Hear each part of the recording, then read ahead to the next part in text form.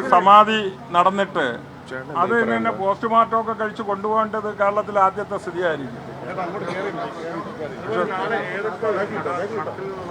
അല്ല, അത് ഇപ്പോഴ് എല്ലാ സ്ഥലത്തുനിന്നും ഉള്ള മഠാധിപതിമാരെ ക്ഷണിക്കും. കിട്ടുന്ന എല്ലാ സ്ഥലങ്ങളിലും കൊണ്ടുവന്ന് അവർക്ക് വന്ന ഒരു അവഗണന, ഒരു സാധു സമാധിയായാൽ ആരുമില്ല എന്നുള്ളത് മാറി നാളെ വലിയ സംരംഭമായിട്ട് അതേ സ്ഥലത്ത് അദ്ദേഹത്തിന് സമാധി ഇരുത്തും.